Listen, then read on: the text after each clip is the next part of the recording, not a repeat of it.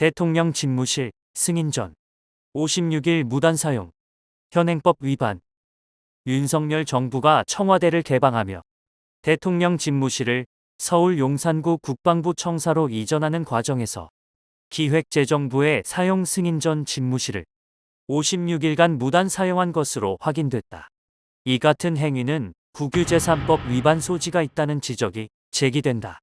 더불어민주당 부승찬 의원실이 기재부로부터 받은 자료를 보면 기재부는 지난 2022년 7월 5일 국방부 청사에 대한 대통령 비서실 대통령 경호처의 사용을 승인했다.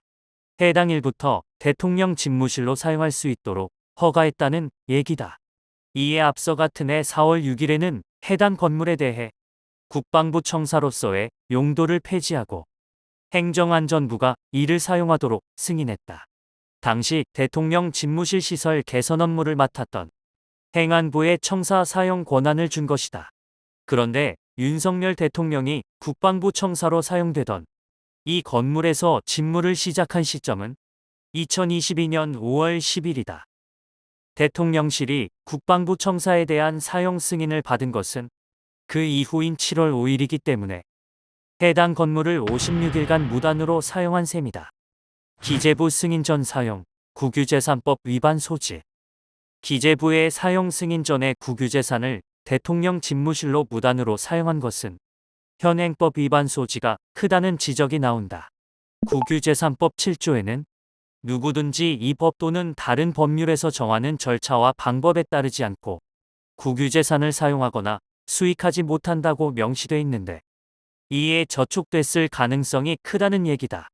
국유재산법 82조에선 이를 위반했을 경우 2년 이하의 징역 또는 2천만 원 이하의 벌금에 처한다고 돼 있다.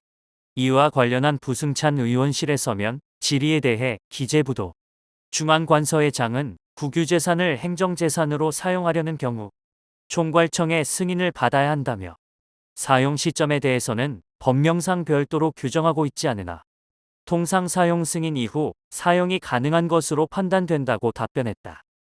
부승찬 국유재산법 위반은 빙산의 일각. 전홍규 변호사는 누구든지라는 의미는 대통령이라도 국가라도 이 법령을 반드시 지켜야 하는 대상이 된다는 뜻이라며 설사 대통령이라 하더라도 국가 소유의 땅이나 건물을 마음대로 쓰면 안 된다는 점을 명확히 한 것이라고 설명했다. 이어 국가 소유의 땅이나 건물이라도 용도에 맞게 사용해야 하고 사용을 위해서는 승인 절차를 제대로 거쳐야 한다며 법과 규정을 지켜야 하는 중요기관이 오히려 이를 지키지 않은 것은 문제라고 지적했다.